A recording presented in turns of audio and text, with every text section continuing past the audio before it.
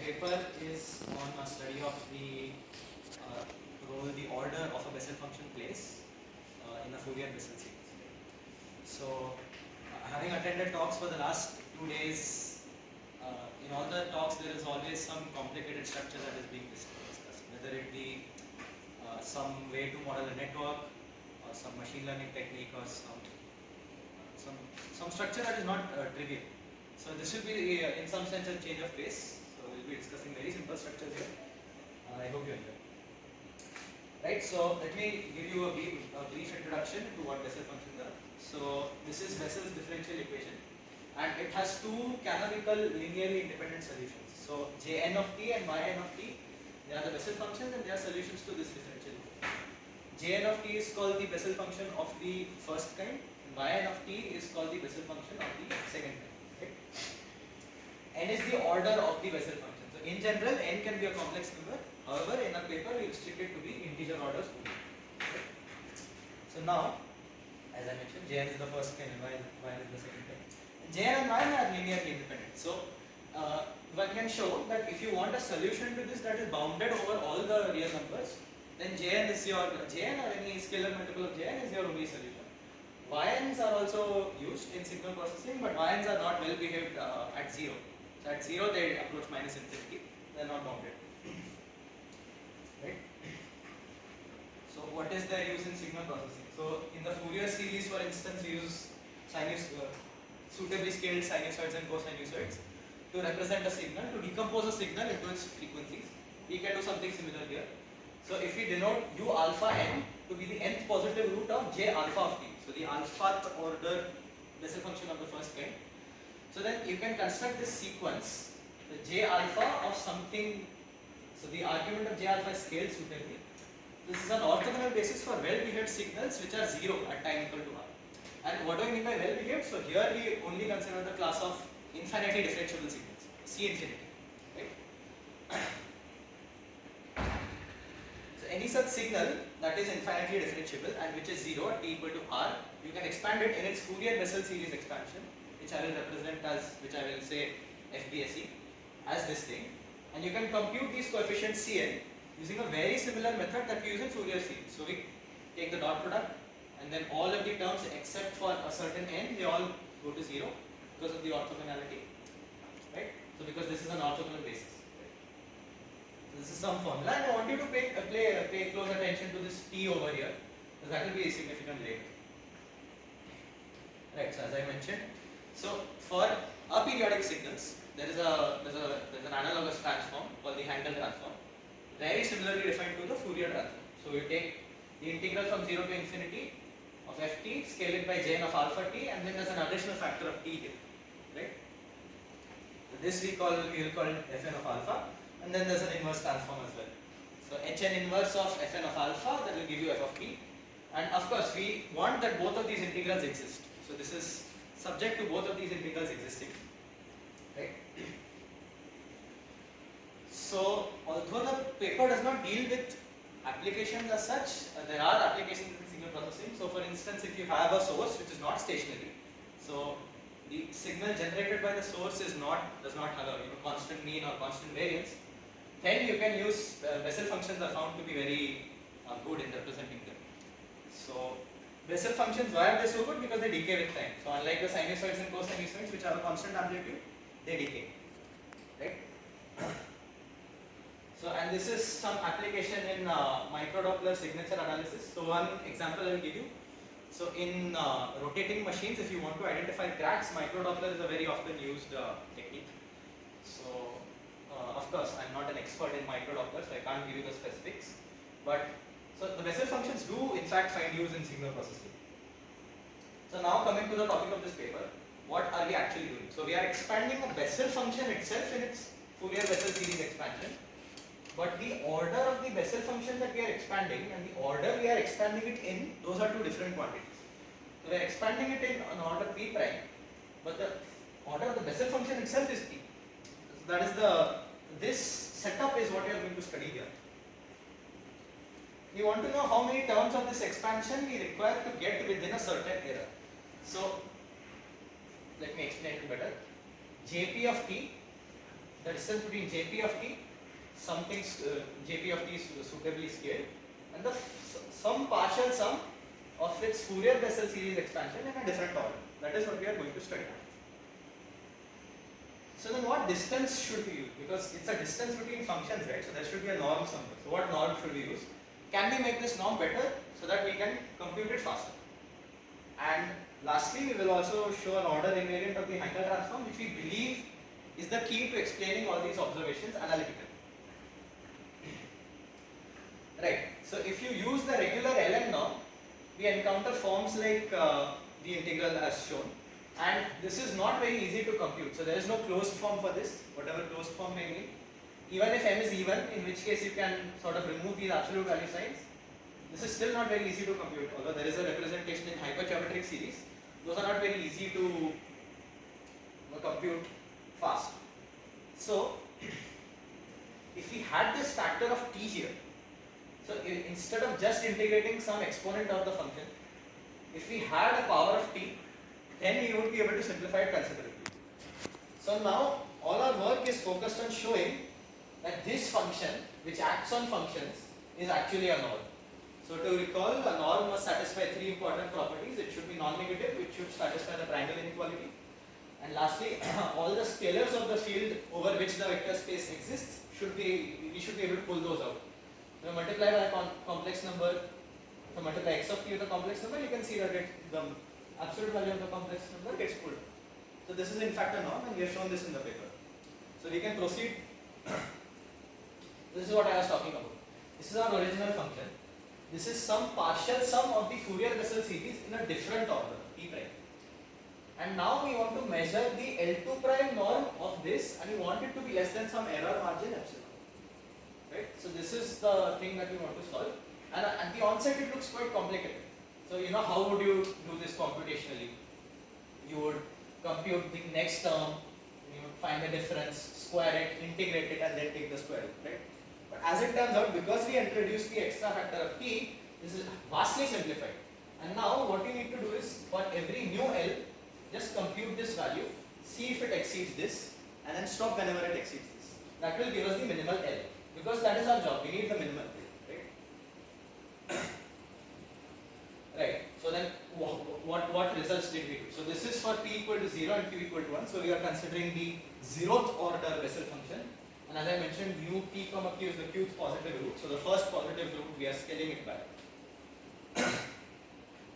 And these are the values that we see. So something quite striking. They are all perfectly linear, in fact, in p prime. Perfectly linear. So this is 1 to 9, 4 to 36, and 22 to 198. But obviously, I have shown you good results. It may not be, and this is always true, but it is roughly true. So it is roughly linear in p prime. These are some values, so it is perfectly linear in p prime. So now what we do is, for each such p prime, we want to tabulate the. So as I said, the number of terms is roughly linear in p prime. So we will find the parameters for this line. So we will find the slope and the y-intercept using a simple linear regressor. These two plots are again for p equal to 0 and q equal to 1. And see that the slope plot is very nice, it's very clean. Intercept plot may not be that clean. So what we want to do now is to fit the slope plot to some curve. If we fit it to some curve of the equation A, of the form a by x plus b, for instance, we get these two parameters, and the r square coefficient, which is just a measure of how good the model is, that is more than 99.9%.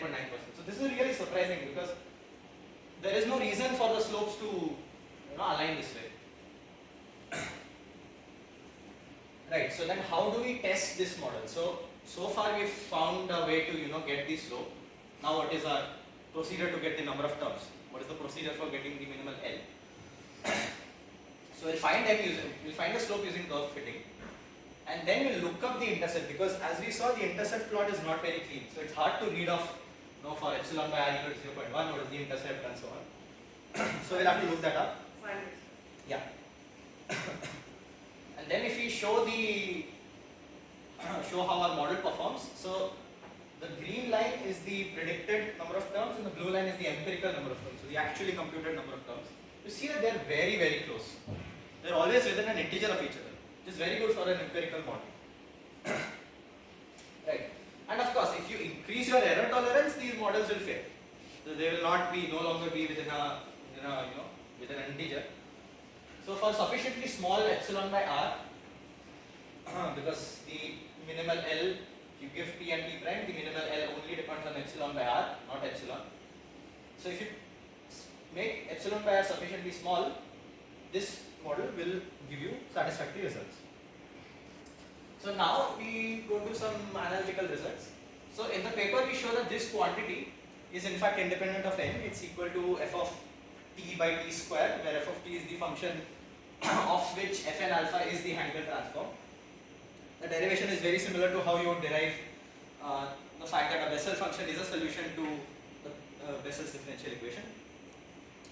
And as I said, this is what we suspect will be useful in deriving a lot of the empirical results that we see here.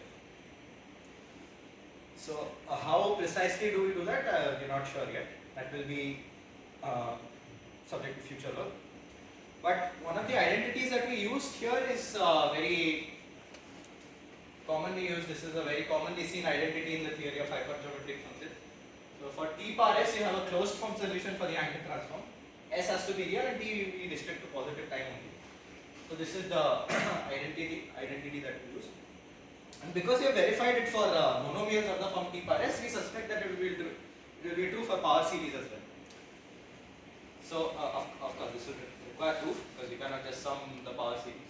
But once you are able to show it for power series, you will be able to show it for a much larger class of series. Right. And the final result that I want to show you, this is for p equal to 0. So all the results before here were for p equal to 0. Now we'll consider p not equal to 0 and see what happens. So this is the plot for p equal to 0. We're plotting the number of terms, the epsilon by r we're fixing. Plotting the number of terms required to get within epsilon of the original function. Obviously, for a Bessel function of order p, it will be best approximated by a Bessel function of order p. Only one term is required, in fact, to get the function exactly. You will see that all of these curves have a minimum at the order. So p equal to 4 is a minimum here, p equal to 5 is a minimum here, and so on. What isn't obvious is that the graph is non-monotonically, non-strictly increasing on both sides of it. So if you go on either side of 4, you will see that the graph is increasing on both sides. Why is that? And does that always hold? As I said, we would expect this to be true on all the time. Because if you are approximating, a 0th order Bessel function with a 56th order Bessel function, you would require a large number of terms. As it turns out, that's not the case. There's a discrepancy here. So for p equal to 2, it turns out that the 0th order Bessel function is a better approximator than the 1st order Bessel function. And that is also one of the results that we want to explain analytically. Of course, we haven't done it in the paper. So, but for this same discrepancy has been observed for q equal to 3 and 4 as well. So those are all the results we derived in the paper. What are the further questions that we could work upon? So, if the same computation that I showed you here, for instance, this same computation goes through if this is replaced by an arbitrary signal. So the same computation falls through. So if you can quickly find which Bessel function is best for representing a given signal, it will have applications in compression. So you need not set that many coefficients of Bessel function in order to represent it. And of course, we would like it if we could analytically explain our simulation and not just give empirical results. And as I said at the onset, we are only considering non-integer orders. We are only considering integer orders. We would want to see what happens for rational, irrational, complex orders as well. Thank you. Yeah, I'm done. Any questions? You have a question? I have a few questions. Yes. So, you actually are expressing a Bessel function of an order p as a linear combination of Bessel functions of order p dash. Right? So, first question is, what's the motivation? Some part of it you already told in the experiments that one of them actually is a better approximation for it, in spite of. But for me, it seemed like your JP, right, is in fact its n belong to this natural number set, which means it's infinite. I mean, it can actually countably infinite, right? You have the whole basis function length Right, itself is quite you can take infinite linear combination. infinite. Yeah. Wouldn't finding a finite linear combination of the same order also be something of interest? But I understand it that it's the same. No, so order, if you expand the Bessel function in the same order, you will only get one term. which is with that Cn being equal to 1, Right. right? So restricting the size to something that's not just 1 and a little more, that's your motivation for going for Right. P dash. Right, so if you don't want to represent the signal exactly, that will require actually infinitely many coefficients. So we Right. want to get within a certain error. For that error, we have defined some metric. Okay. That is computationally easy. Yeah. So another generally motivation Bessel function in civil processing also comes in these in frequency modulation. I see. So frequency modulation coefficients are Bessel function coefficients. I see. Yeah, but then even there the good thing about it is the value goes down. Right. So beyond a certain modulation order, the value actually goes down. So that's one of the bases that it's used. So that may be a better example for you to put, because if it's a communication gathering, then Right. appreciate that. I agree. The rotary basis, I don't know. Right.